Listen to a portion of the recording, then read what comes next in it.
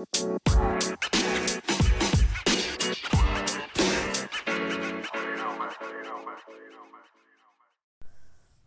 guys, what's up? We're almost 2/3 of the way through the month of October. Tomboy official. What's going on? I don't know how it's already this late, but it is. I don't know how it's this late in the year. We're gonna be coming up on November in no time. I don't know about you guys, but I just feel like I need time to slow down. It's hard for my energy to keep up with the speed of what I need to be doing every day. You guys probably notice on here, I'm often like, okay, I'm going to do this today, I'm going to do that today. And I'll get some of it done, but then I'm like, between trying to like balance all the other stuff, it's definitely a challenge. And at the moment, I'm definitely blessed and lucky to have more freedom. I'm not working for the man necessarily. I'm not grinding at too many things that are spreading my energy too thin. And even so, I still find myself having, less energy. Like I'm definitely motivated more. I've been taking on projects and that, there's something about projects that make me just more motivated. I like the creativity aspect of it, like the newness, learning new things. Even if it's just a piece of software or learning how to do some kind of skill. Usually, the reason why I keep a lot of the stuff online is because it's free and it's convenient. You don't have to waste gas to go anywhere. You don't have to get dressed necessarily to get up and go walk someplace far to go get it done. I can just open my computer and do it while I'm at home. So I do like that. I do find that helpful. What I don't find helpful is that things are getting less and less free online, and that's something that I don't think I've ever seen before. I was talking about this with a friend, how there was this kind of like open source movement not that long ago, like when I was like more initially getting into technical stuff, like probably approximately a decade ago, maybe a little less, maybe a little more. When I was between jobs. Well, actually, it was maybe longer. Like when the economy crashed the other time, like around '08. I was just getting, I was in grad school and then kind of just getting done with grad school near then. So, the economy wasn't great. It was hard to find work, but that's when I got into web design and logo making and business cards and all that kind of stuff, like flyers, that kind of thing. And I was pretty involved in church, like a church that I liked. It was really sociable. They started at like 3:30 and ended around 5-6 p.m. And then they'd have like a supper afterwards for their potluck. And then there were a crew of us that would always stay. We called ourselves the leftovers, and we would kind of stay. We were like the non-married, the single crowd that didn't really have to do anything. And a lot of us were struggling to get work or like good work during that time. And so we were free during the week too. And so we would volunteer at the church. Some people helped when they were putting in new pews. They helped with the upholstery or just like moving stuff around, cleaning stuff up, breaking stuff down, cleaning up a little bit, like, putting stuff together, helping out with like the sound system for services, or like helping out running errands. And there was like a food bank and all these things. So we were pretty active as far as like volunteering. It was pretty fun because it's like at least you get to socialize and do these things.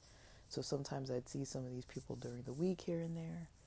And then we would also see each other on Saturdays at the service. And then usually, because it was late, but it's like we'd have to wait till sundown, depending what time of the year.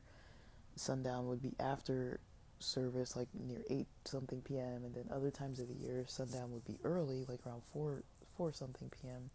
So when we got out of church, we could actually go do stuff because of the Sabbath. And so, yeah, there was a time where we kind of got interested in,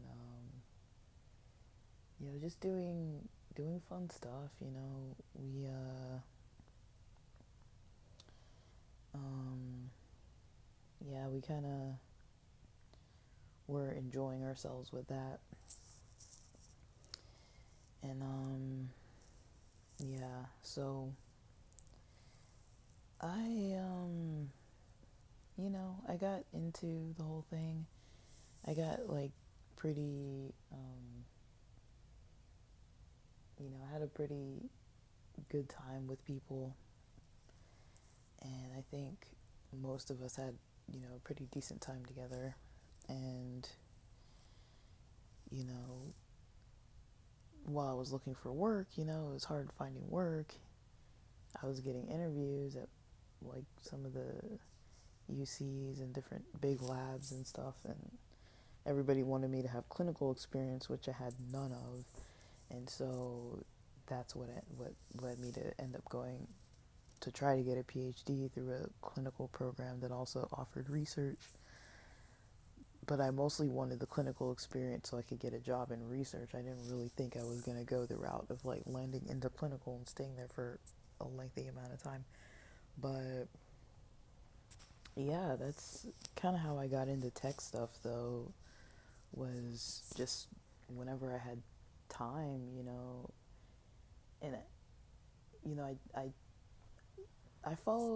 I kind of follow Tyson 4D. I follow some other people online, content creators and stuff, and I'm not like trying to be controversial and be like, oh yeah, I believe what everybody says about all this other social stuff, but I mean there was some stuff that he mentioned that he kind of put into words better than most people that I've heard, and he was just like, get off Netflix, get off video games, at least listen to people who are doing stuff that you are interested in, so you're just constantly absorbing information, in an educational way, just kind of like immersing yourself in whatever field it is that you're interested in, or whatever hobbies or passions or whatever it may be.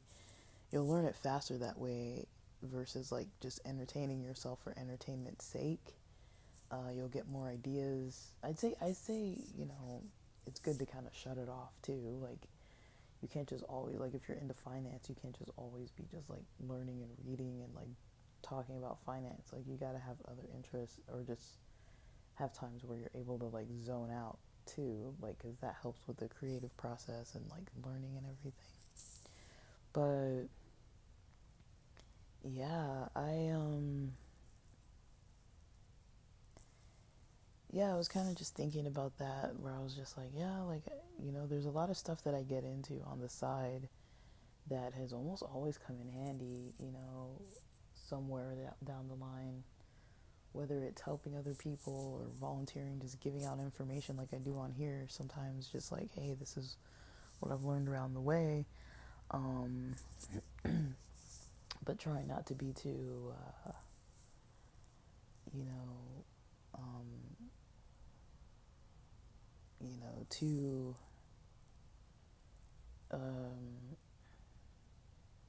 like, um, like putting some pressure to, have some stress behind it, but not like overdoing it to the point where I'm like burning myself out, like that's kind of the fine line that everyone has to learn for themselves. And I don't think I learned that very well until later in life. Um, I've always been around people who work really hard, and I've always noticed, that I've needed more breaks than what I take, than what I'm usually naturally given. The thing that I've noticed, or some things that I've noticed that don't really work well for me, is like the 8 to 3 school schedule that we used to have, or like the 9 to 5 work schedule. You guys probably noticed, like, I don't post podcast episodes very early anymore, but most of the time, but I'm usually recording pretty early.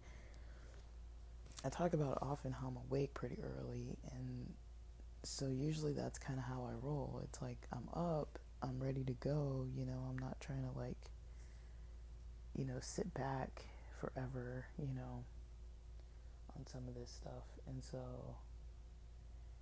you know, like I'm not like perfect with it, but I'm usually doing a pretty good job of trying to, just learn and do what I need to do. And but yeah, like I do find it to be pretty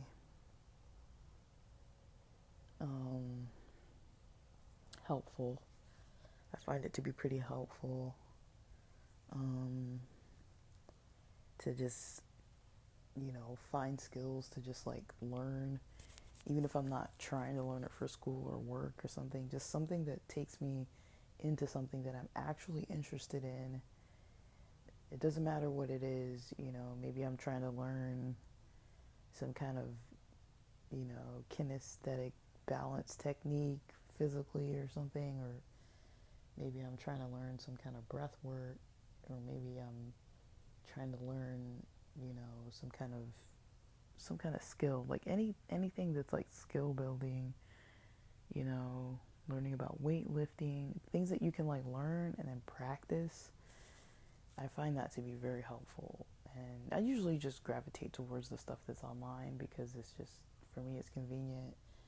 Um, and, I've found myself just kind of developing so much knowledge around so many things that, to me, it's worth it. Like, I feel like I do better if I have projects that I'm working on, because it kind of takes me outside of the other stuff that I've got to do to make money. Sometimes they're not the same thing. Like sometimes the money making isn't the same as the other stuff. So it's just good to keep track of. But yeah, like I've definitely noticed that keeping projects is really fun for me. It's helpful for me. I guess the next thing that I noticed from there is uh,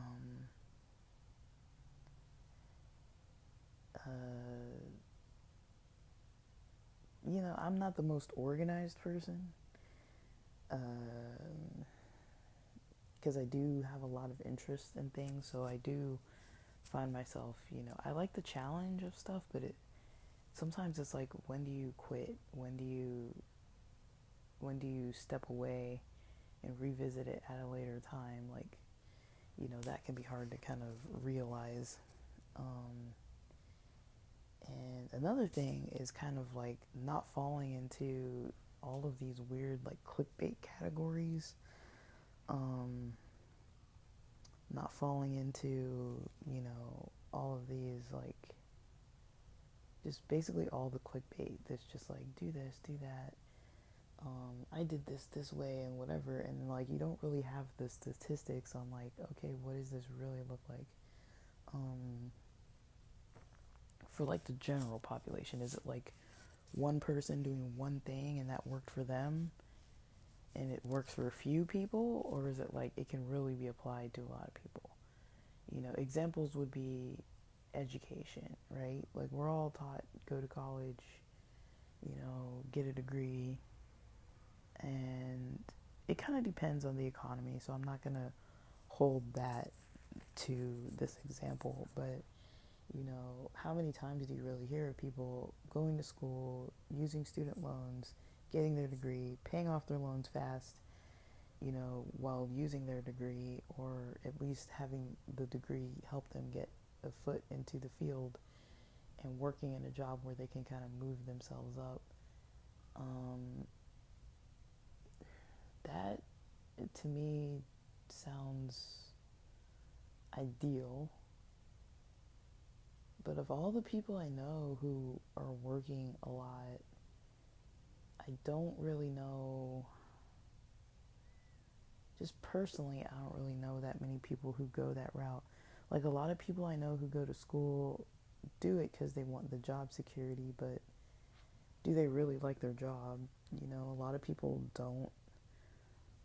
A lot of people like the money aspect of it, but they don't really have a passion for what they're doing, or they don't really like it. And that, I mean, everyone has the right to kind of live their life however they want, you know. So if somebody prefers that, then that's their own thing. Like, I'm not going to say, oh, that's wrong. For me, that's maybe a little bit not ideal forever, but it is something that I notice is a reality that I would potentially have to say yes to, even if I don't want to, you know. Um, and then there's definitely, the people that just luck out and do whatever they wanted to do and everything works out fine. And then the people who end up going back to school later on or getting some other training later on to do some other thing. I feel like I know more of those people. People who kind of popped into a career were like, no, step back, went into a different one. I mean, most people I know, if they're not in psych or nursing and weren't trying to have a private practice, or get into nursing, or, my friends who have had military careers, they do pretty well. I've known some people in the tech space that do pretty well. I've known a lot of people in engineering that do pretty well. But pretty much everyone else I know is, and even within those people, a lot of people my age are, the elder millennials are on their second or third career, you know. So it kind of makes me wonder, is the system effective, or do people just naturally want to just try and do something else later on? Because I think I'm in the category of, like, I have multiple interests and I like to kind of play with them in a work setting, but I don't want to do only that, like, I have other stuff that I want to focus on as well that isn't just, just that. So I don't know, guys. It's kind of hard. It's kind of tricky to really know, but I don't know. I don't really see it as like a bad thing. It's just, it kind of just is what it is, like,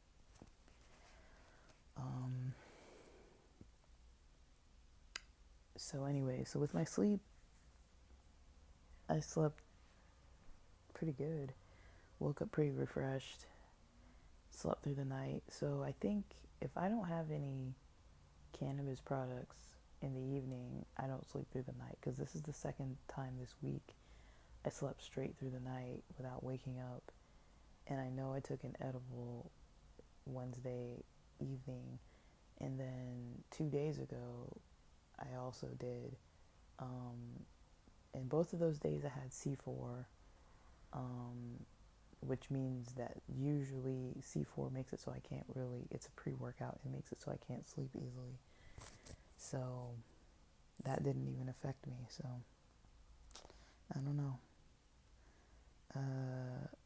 But the cannabis with the melatonin, I think that's the combination that helps me sleep through the night.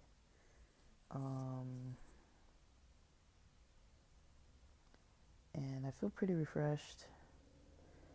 I'm basically just gonna try to get my online sales stuff up today, post it up today, and then probably do an hour of deliveries when I go out in the afternoon. When I'm done with what I need to do, I'm just gonna go out just for a little bit. But that's just about all.